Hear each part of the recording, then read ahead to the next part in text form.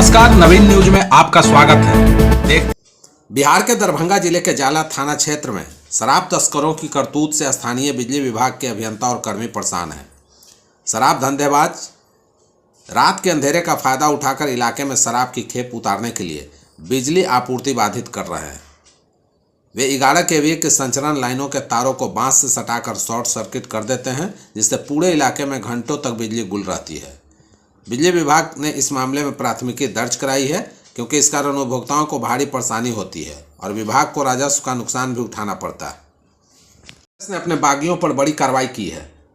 Party के पूर्व विधायक छत्रपति यादव और एआईसीसी सदस्य आनंद माधव को पार्टी के खिलाफ गतिविधियों में शामिल होने के आरोप में 6 साल के लिए निष्कासित कर दिया है। पार्टी के अनुसार दोनों नेताओं ने बिहार चुनाव के दौरान टिकट बंटवारे में गड़बड़ी और पार्टी विरोधी गतिविधियों में हिस्सा लिया था।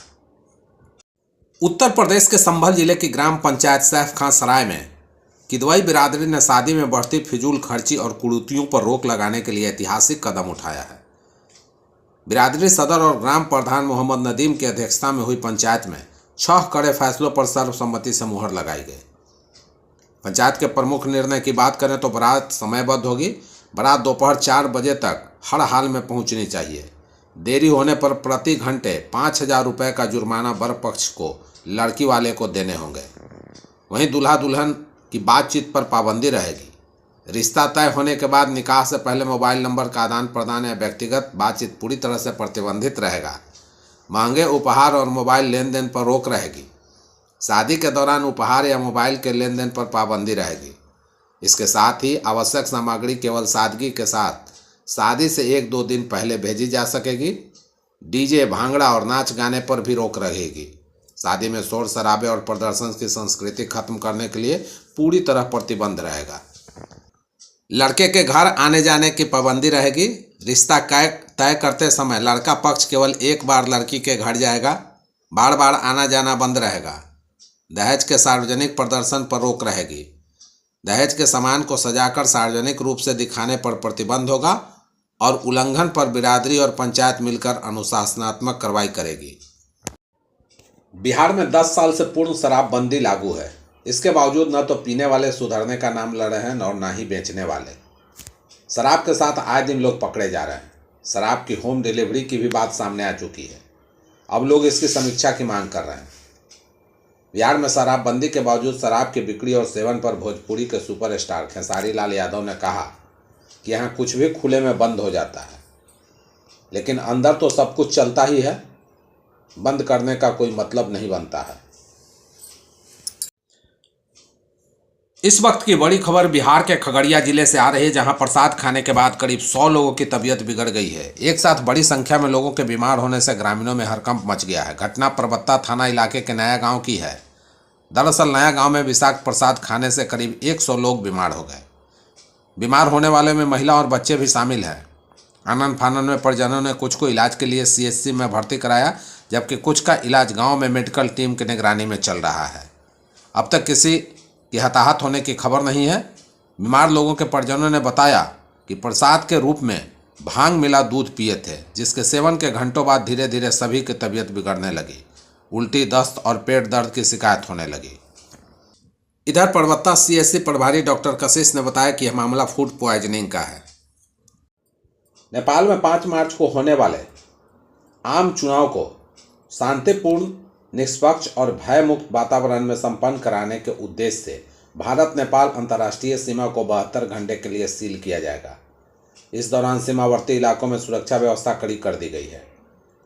सुरक्षा एजेंसियों के अनुसार चुनाव के मद्देनजर असामाजिक तत्वों की आवाजाही और अवैध गतिविधियों पर रोक लगाने के लिए कदम उठाया गया। हालांकि इस अवधि में आपातकालीन सेवाएं बहाल रहेंगी। सीमा पर तैनात सशस्त्र सीमा बल और नेपाल के सशस्त्र पुलिस बल द्वारा संयुक्त गश्त की जा रही है।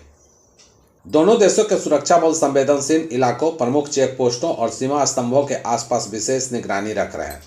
आने जाने वाले सभी व्यक्तियों और वाहनों की सघन जांच की जा रही है तथा संदिग्ध गतिविधियों पर पैनी नजर रखी जा रही है।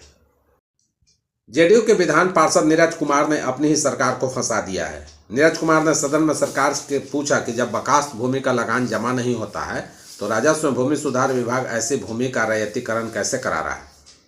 इस पर राजस्व एवं भूमि सुधार विभाग के मंत्री विजय सिन्हा को जवाब देना पड़ा। दरअसल जेडीयू एमएलसी नीरज कुमार ने सदन में कहा कि बकास भूमि पूरे बिहार की समस्या है, इसमें अस्पष्टता की कमी है। इस मामले पर पूरा बिहार परेशान है, विभाग को इसे स्पष्ट करना चाहिए। 1950 की धारा 5 के तहत जो जमींदार लोग थे और जो भूतपूर्व मध्यवर्ती माने जाते थे, उनको आवासीय भूमि का लगान नहीं देना पड़ता था।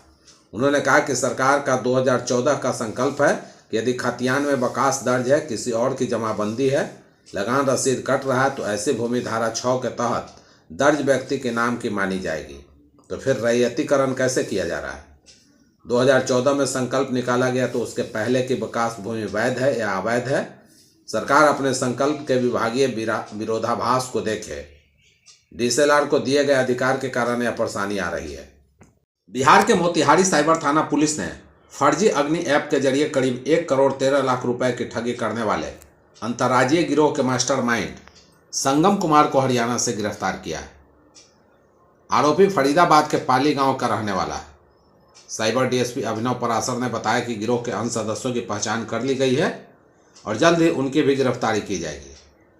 संगम कुमार खुद को अग्नि ऐप का सीईओ बताता था और युवाओं को मोबाइल रिचार्ज, बिजली बिल भुगतान, विज्ञापन आदि पर अधिक रिटर्न का लालच देता था।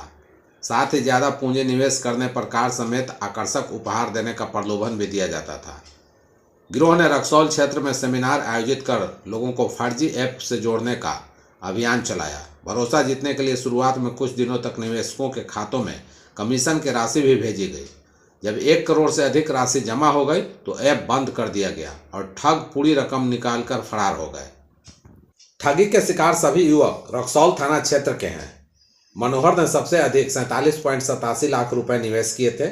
इसके अलावा अभिषेक कुमार ने 21.95 लाख रुपए, रुपेश ने 9.10 लाख, नारायण कुमार ने 7.5 लाख रुपए और असलम आलम ने 5.90 लाख रुपए लगाए थे।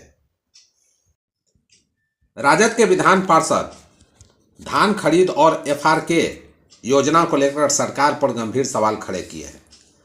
राजद के विधान पार्षद सुनील सिंह ने कहा कि राज्य सरकार ने इस वर्ष धान खरीद का जो लक्ष्य तय किया है, उसकी तुलना में अब तक बहुत कम खरीदारी की गई है, जो किसानों के हितों के खिलाफ है। उन्होंने सदन से कहा कि सरकार ने इस बार धान खरीद का लक्ष्य 36,85,000 टन निर्धारित किया था, लेकिन अब तक मात्र 28% धान की खरीद हो सकी है। उन्होंने सवाल उठाते हुए कहा कि जब इस वर्ष धान का उत्पादन पिछले वर्ष की तुलना में अधिक हुआ है, तब सरकार ने कम लक्ष्य क्यों तय किया और शेष धान की खरीद अगले 10 से 12 दिनों में कैसे पूरी करेगी। उन्होंने आशंका जताई कि यदि निर्धारित समय में खरीद पूरी नहीं हुई तो किसानों को भारी नुकसान उठाना पड़ सकता है। वहीं विधान पार्षद ने दूसरे सवाल में एफआरके योजना को लेकर भी गंभीर आरोप लगाए। उन्होंने कहा कि राज्य के हर जिले में एफआरके प्लांट लगाए गए हैं, लेकिन विभागीय अधिकारियों की ओर से पैक्स अध्यक्षों से कथित रूप से 40 रुपये प्रति किलो के हिसाब से रिश्वत मांगे जाने की शिकायत सामने आई है। उन्होंने दावा किया कि इस संबंध में विभागीय अधिकारियों द्वारा उन्हें 4 अलग अलग पत्र भेजे गए हैं, जिनमें इस तरह की मांग का उल्लेख किया गया है।